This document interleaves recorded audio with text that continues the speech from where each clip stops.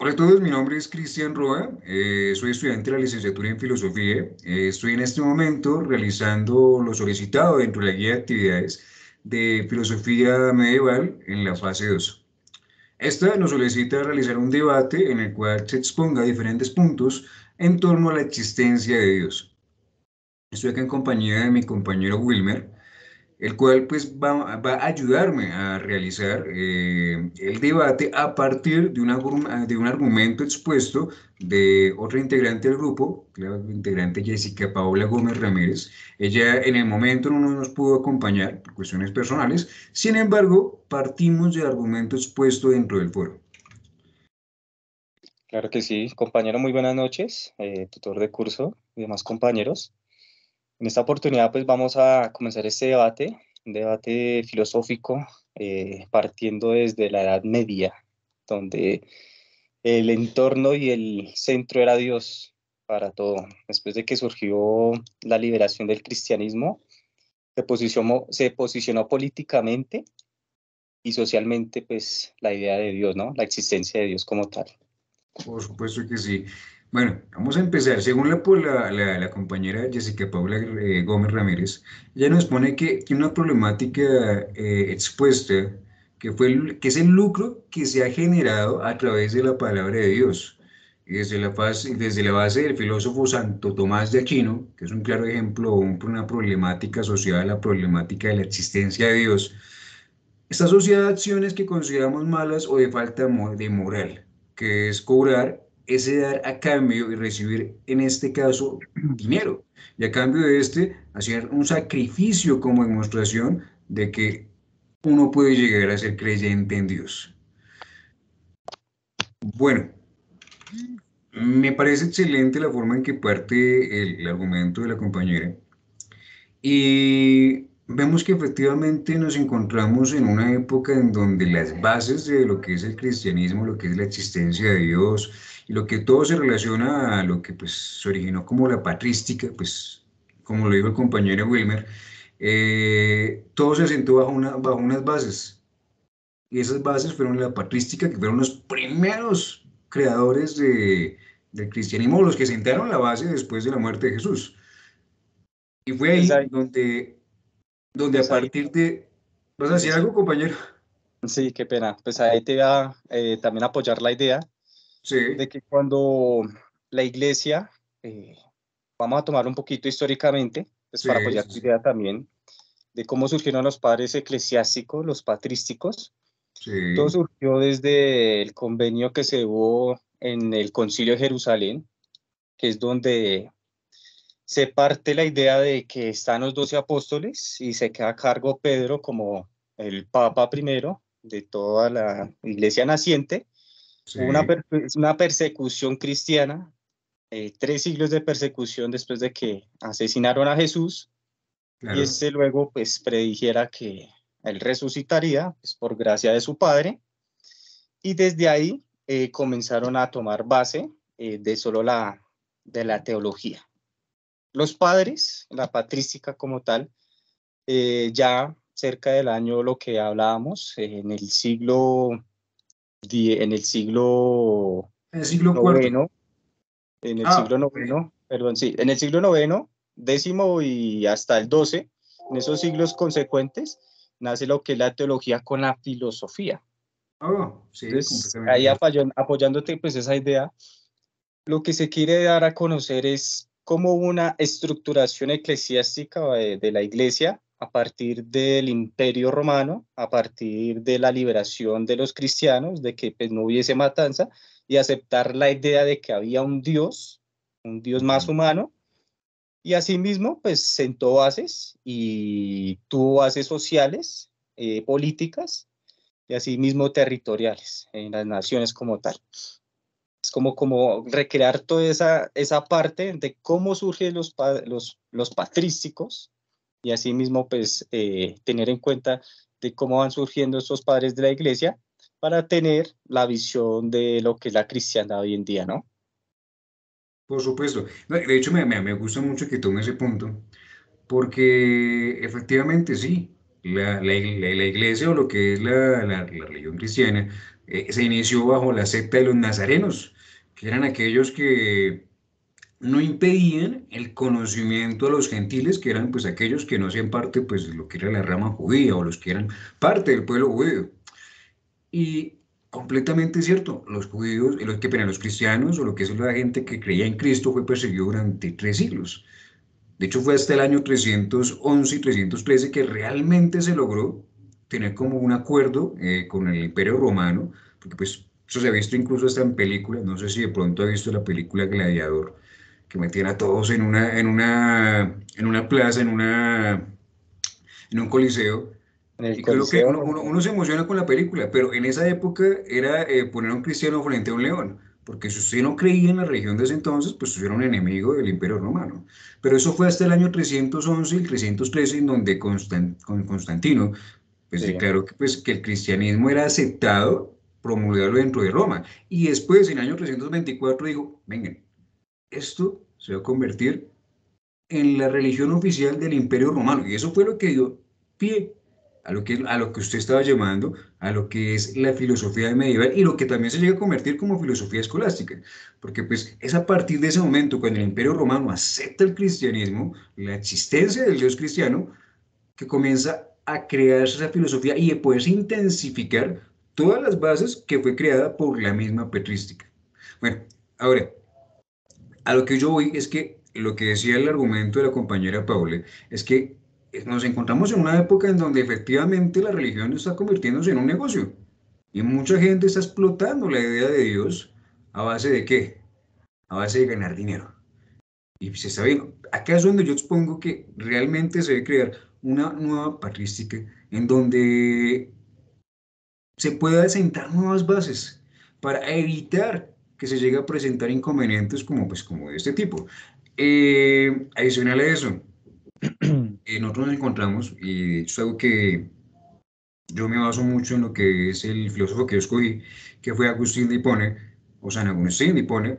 Él tomó mucho de lo que es la filosofía platónica y dijo, y hablaba sobre el mundo de las ideas, solamente que él lo llamaba como la teoría de la iluminación, en donde decía que el ser humano tomaba parte del conocimiento de Dios para poder crear las ciencias, lo que es la matemática, lo que es la física, lo que es las ciencias naturales y demás, pero todo proveniente desde Dios. ¿Y qué es aquello, lo que pues, se conocía también dentro del platonismo, como las intuiciones sensibles, ese aspecto sensible, ese mundo sensible de los sentidos, de lo corpóreo, que es donde actualmente nos encontramos? Porque se da cuenta, Wilmer, nosotros en este momento todo lo basamos en lo sensible, en los sentidos, en sentir placer.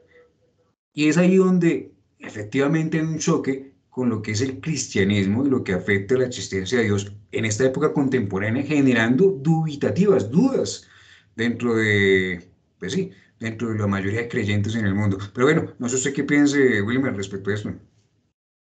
es que pensar, digamos, en el lucro monetario de la fe es complejísimo, porque pues yo digo que uno no puede pagar, digamos, los errores.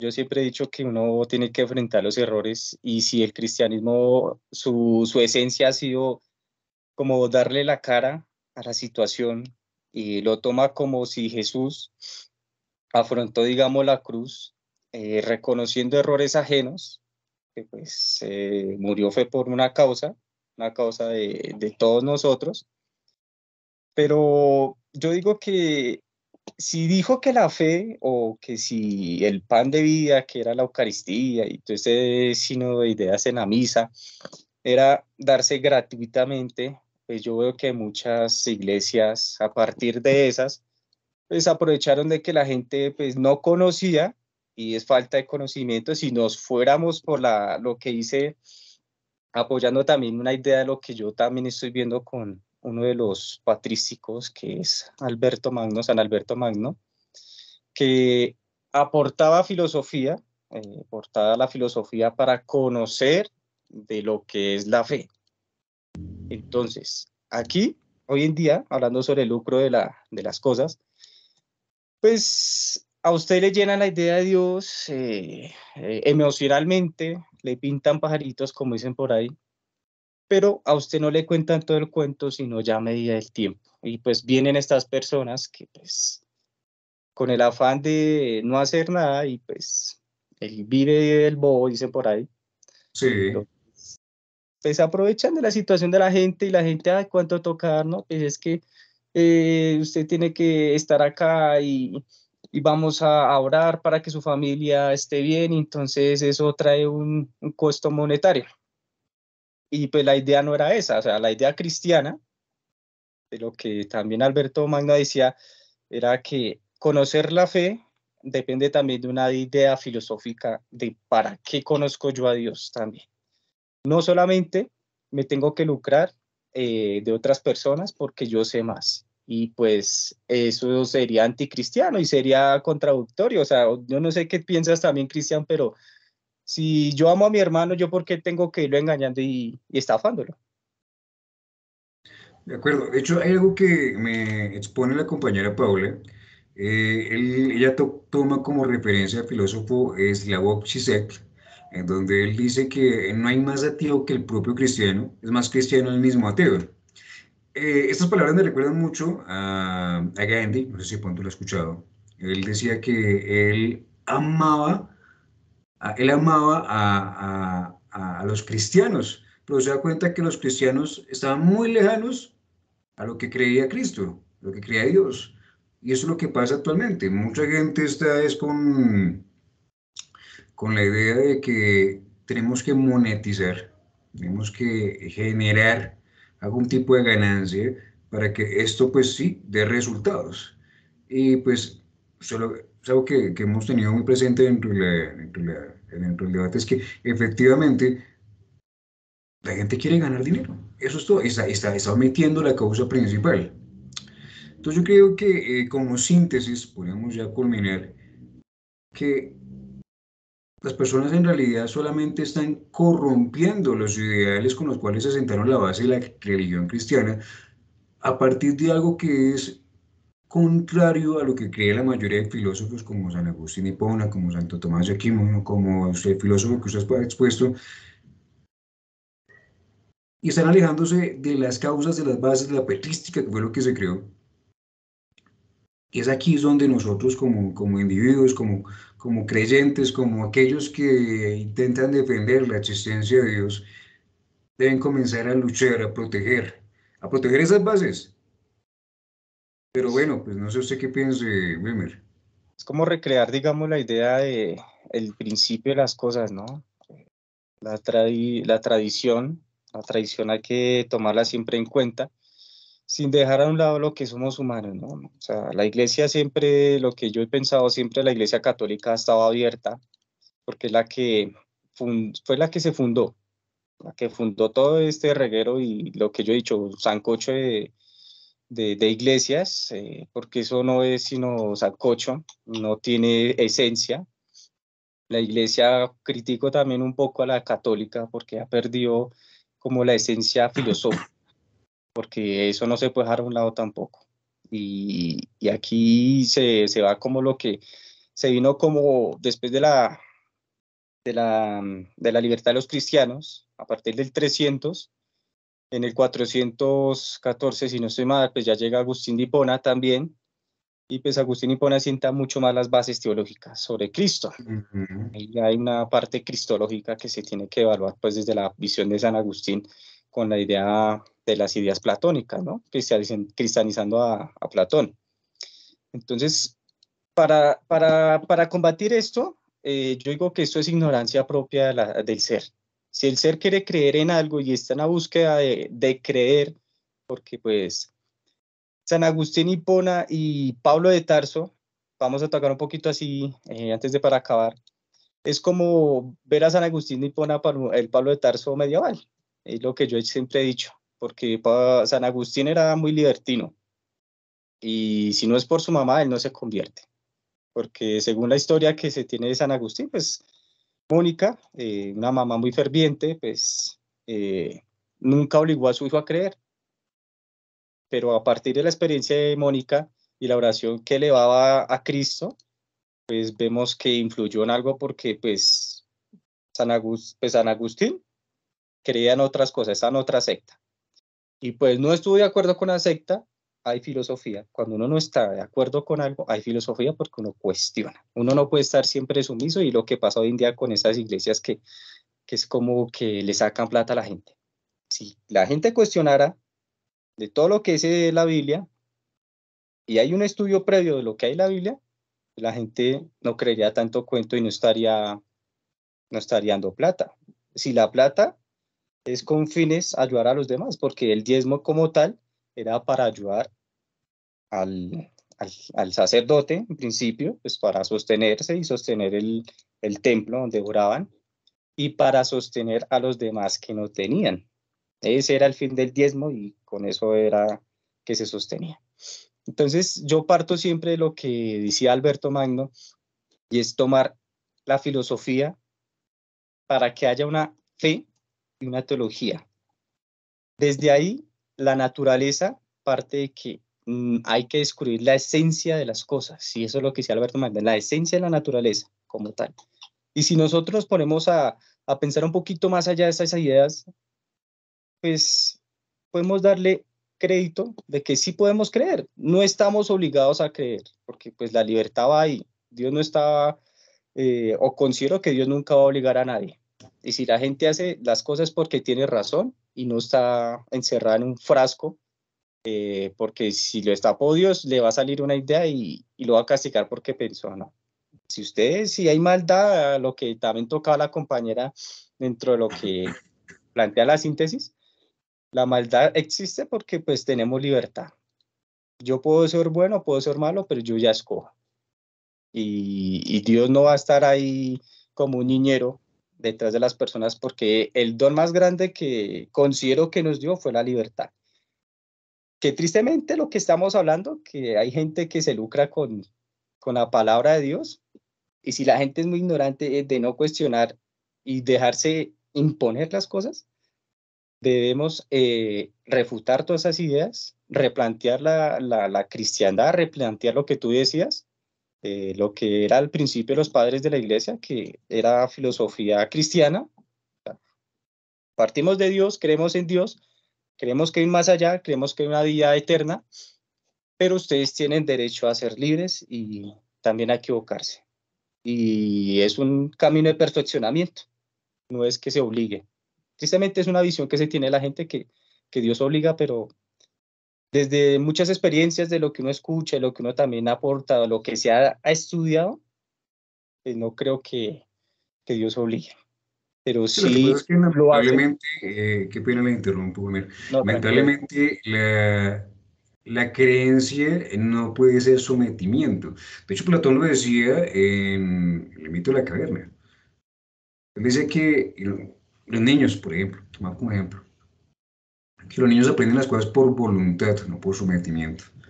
Eh, a ti nadie te debe someter para creer, ni para hacer algún conocimiento. Todo se después tiene que ser de manera voluntaria. Y acá es donde yo voy. Uno tiene que, y cuando hablamos de la teoría de la iluminación, que es lo que hablamos de San Agustín de Hipona, que cuando uno accede al conocimiento, porque Dios es el que le da ese conocimiento, de esa misma forma lo hace usted por voluntad. Usted accede a ese conocimiento es por voluntad, es porque quiere. Nadie lo está obligando. Pero ojo, acá es donde estamos cayendo, bueno, está cayendo mucha gente una y otra vez porque lo está haciendo por sometimiento. ¿Por qué? Porque quiere algo a cambio. Ahí es donde se ha reflejado el sometimiento. Quiero algo a cambio, es que yo le pido a Dios no por creer en Él, sino que se quiere una casa. Es que le pido a Él porque quiero bajar de peso. He visto muchos, pues, muchos pastores de iglesias famosas vendiendo la idea de que van a hacer liposucción a punta de bendiciones. Y eso es lo que está pasando actualmente. Pero ese es el problema. La gente lo hace porque quiere algo a cambio, más no que lo haga por voluntad, porque realmente le nace de corazón. Y ahí es donde nos estamos alejando de las bases que se sentaron desde un inicio en la iglesia. Y es algo que debemos comenzar a cambiar poco a poco en el transcurso de esta época contemporánea.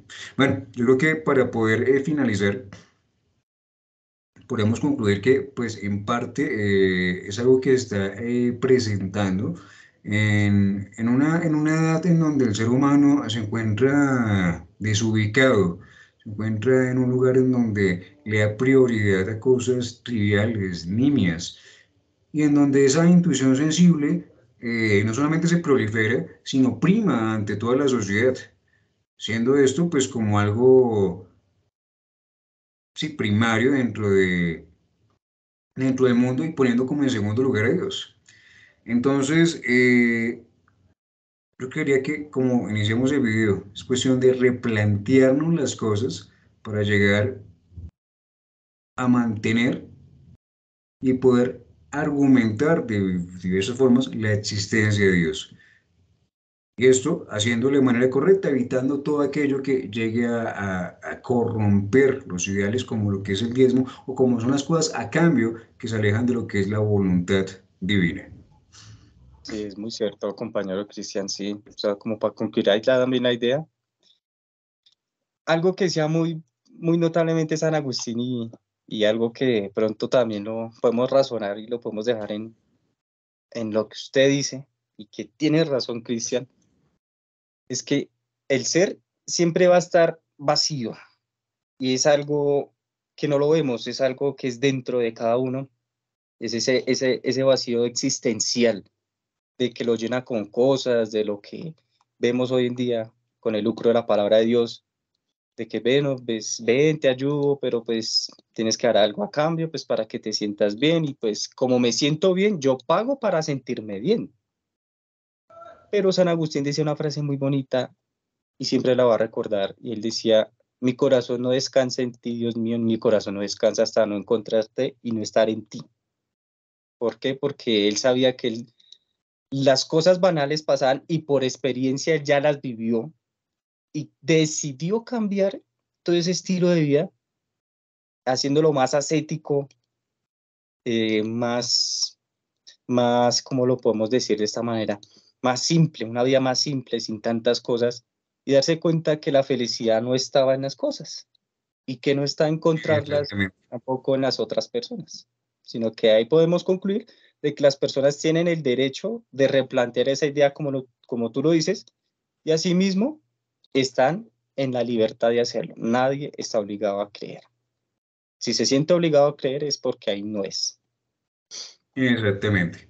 Bueno, compañero Wilmer, le agradezco mucho por asistir a este pequeño debate en relación a lo que es el diezmo y la forma en que corrompe la Iglesia Católica o el ser humano, la creencia de la existencia de Dios. Claro que sí.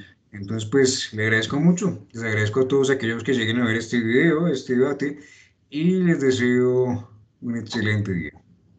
Hasta luego. Igualmente. Listo, hasta luego.